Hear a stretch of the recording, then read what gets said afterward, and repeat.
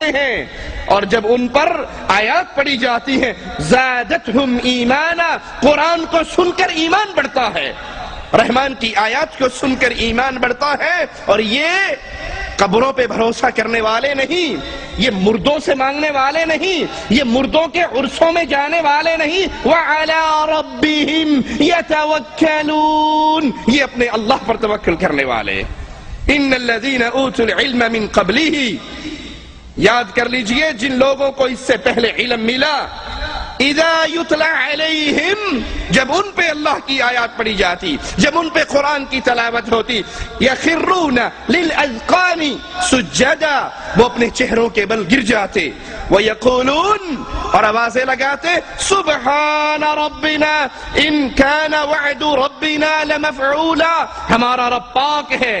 اہل ایمان اللہ کی آیات کو سن کے سجدے میں گرتے ہیں۔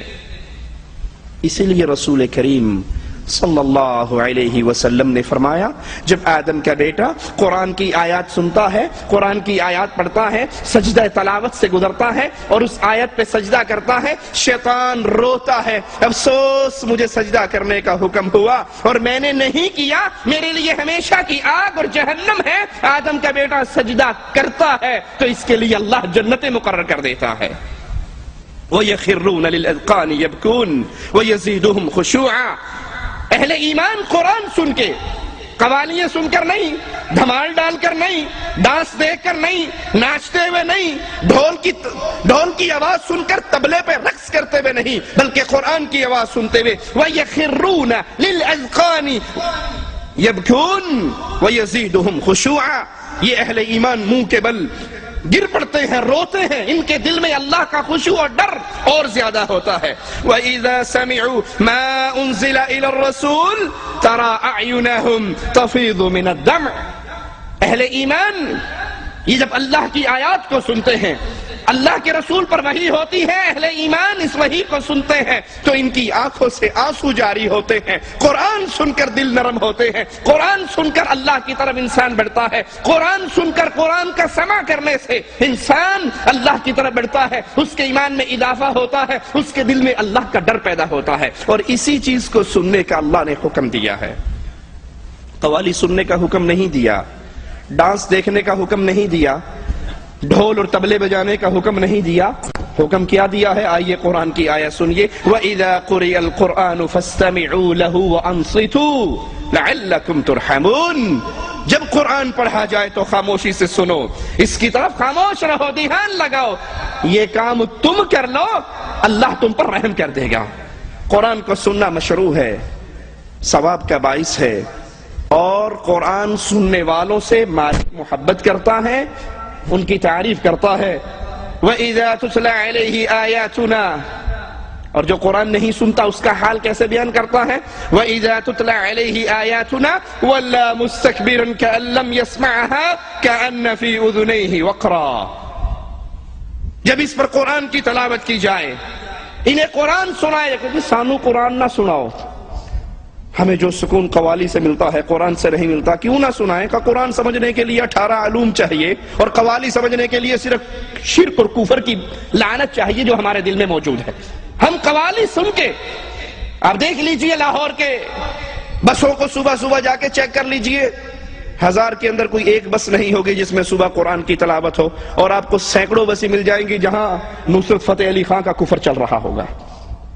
قرآن سنائیے تو منہ موڑ کے بھاگ جائیں گے، جیسے ان کے کانوں میں ڈاک لگی ہے، ان کے کان، ان کا پردہ سماعت بند ہو چکا ہے، یہ کچھ نہیں سنتے۔ اور ان لوگوں کا حال کیا ہوگا؟ فَبَشِّرْهُ بِعَذَابٍ أَلِيمٍ، ان کے لیے دردناک عذاب کی خوشخبری ہے۔ قرآن کو ترک کرنے والے، اس کے سماع سے منہ موڑنے والے، ان کے بارے میں قرآن کی آیات پہ غور کیجئے۔ وَقَالَ الرَّسُولُ يَا رَبِّ إِنَّ قَوْمِ اتَّخَذُوا هَذَا الْقُرْآنَ مَهْجُورًا، رسول قیامت کے دن ان کے اوپر مقدمہ کریں گے، اے اللہ، یہ اسلام کی طرف نسبت تو کرتے تھے، نام تو لیتے تھے، لیکن انہوں نے قرآن کو بالکل چھوڑ دیا تھا، یہ قرآن کی تلاوت نہیں کرتے تھے، قرآن سے لذت نہیں لیتے تھے، قرآن سے ان کو محبت نہیں تھی۔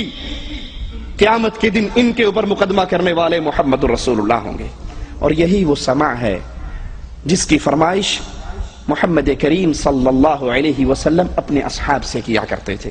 بخاری و مسلم میں ہے اللہ کے حبیب علیہ السلام نے ابن مسعود رضی اللہ عنہ وارضاہ سے کہا مجھے قرآن سناؤ. ابن مسعود کہنے لگے یا رسول اللہ صلی اللہ علیہ وسلم قرآن تو آپ پر نازل ہوا ہے، میں آپ کو سناؤں؟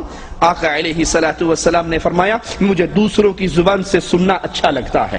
اے قوالی سننے والوں، آقا علیہ السلام کا اگر کلمہ پڑھا ہے تو سنو. نبی کہہ رہے ہیں مجھے دوسروں سے قرآن سننا اچھا لگتا ہے، ابن مسعود مجھے قرآن سناؤ. ابن مسعود کہتے ہیں پھر میں نے رسول کریم صلی اللہ علیہ وسلم کے سامنے قرآن حکیم کی تلاوت شروع کی، اور جب میں اس آیت پر پہنچا فَكَيْفَ إِذَا جِئْنَا مِن كُلِّ أُمَّةٍ بِشَهِيدٍ وَجِئْنَا بِكَ عَلَى هَؤُلَاءِ شَهِيدًا، اس وقت آپ کا کیا حال ہوگا جب ہم ہر امت میں سے ایک ایک گواہ حاضر کریں گے اور آپ کو ان لوگوں پر گواہی دینے کے لیے حاضر کیا جائے گا. تو رسول کریم صلی اللہ علیہ وسلم نے فرمایا بس کرو ابن مسعود بس کرو. میں نے اپنی نگاہوں کو اٹھایا تو محمد کریم صلی اللہ علیہ وسلم کی آنکھوں سے پانی آنسو موتیوں کی طرح گر رہا. قرآن سن کر نبی کو رونا آتا ہے، قرآن سن کر نبی کے صحابہ روتے ہیں، قرآن سن کر اہل ایمان روتے ہیں. ان کے دل پہ قرآن سننے سے اثر ہوتا ہے، قرآن سننے سے ایمان ان کا بڑھتا ہے. یہ اہل ایمان کا سماع ہے. اور آئیے اب اہل شرک سے پوچھتے ہیں ان کی عبادت کا طریقہ کیا ہے، ان کا سماع کیا ہے. وہ محفل سماع میں کیا کرتے ہیں؟ تالیاں بجانا، سیٹیاں مارنا، ڈھول پیٹنا. یہ اہل شرک کا سماع ہے، اہل ایمان کا نہیں. قرآن ہمیں خبر دیتا ہے وَمَا كَانَ صَلَاتُهُمْ عِنْدَ الْبَيْتِ إِلَّا مُكَاءً وَتَصْدِيَةً. بیت اللہ کے پاس ان کی نماز صرف سیٹی اور تالیاں بجانا، سیٹیاں مارنا اور تالیاں بجانا. لیکن کبھی نہ بھولنا کفار مکہ اس عمل سے اللہ کے تقرب کی امید رکھا کرتے تھے. یہ مذاق کے طور پہ نہیں، بطور عبادت. اسی لیے صبح ہوتے ہی بسوں کے اندر قوالی بطور عبادت چلائی جاتی ہے، بطور تبرک چلائی جاتی ہے. اس کفر کے جملوں کو لوگوں کے سامنے اس لیے پیش کیا جاتا ہے کہ قوالی سننا ان کے ہاں ایمان ہے، ثواب ہے، اللہ کی قربت کا ایک ذریعہ ہے. آج قوالی کے دلدادہ بھی تالیاں بجاتے ہیں، ڈھول پیٹتے ہیں، چمٹے بجاتے ہیں اور اس کو قرب الہی کا ذریعہ سمجھتے ہیں. آئیے قرآن سے پوچھتے ہیں وَمِنَ النَّاسِ مَن يَشْتَرِي لَهْوَ الْحَدِيثِ لِيُضِلَّ عَن سَبِيلِ اللَّهِ بِغَيْرِ عِلْمٍ. لوگوں میں سے وہ لوگ جو لہو الحدیث کو خریدتے ہیں تاکہ لوگوں کو اللہ کے راستے سے گمراہ کیا جائے، بغیر علم، بغیر علم کے. ان کو کوئی علم نہیں. قوالی سننے والا، قوالی گانے والا، قوال اور سامعین یہ سارے مل کر کوئی ایک حدیث بھی نہیں پیش کر سکتے کہ محمد کریم صلی اللہ علیہ وسلم کے اصحاب کرام نے یہ عمل کیا ہو. ان کو کوئی علم نہیں. یہ کفار کے رکشے قدم پر چلتے ہوئے، یہ ہندوؤں کے راستے پر چلتے ہوئے، ان کے مندروں سے بجن سن کر مسلمانوں میں قوالی کی صورت میں پھیلانے والے، وَيَتَّخِذَهَا هُزُوًا، اور اسے ہنسی مذاق بنانے والے، أُولَئِكَ لَهُمْ عَذَابٌ مُهِينٌ. یہ وہ لوگ ہیں جن کے لیے دردناک اور رسوا کر دینے والا عذاب ہے. عبداللہ بن مسعود رضی اللہ عنہ سے سوال ہوا کہ آپ لہو الحدیث سے کیا مراد لیتے ہیں، اس کا کیا مطلب ہے؟ تو انہوں نے 3 مرتبہ زور دے کر کہا اللہ کی قسم اس سے مراد گانا ہے، اس سے مراد گانا ہے، اس سے مراد گانا ہے. عبداللہ بن عباس رضی اللہ عنہ سے پوچھا گیا لہو الحدیث کے بارے میں تو انہوں نے فرمایا گانا اور راگ. یہ گانا اس سے مراد، قرآن کی آیت سے مراد یہ گانا ہے، یہ موسیقی ہے، یہ راگ ہے.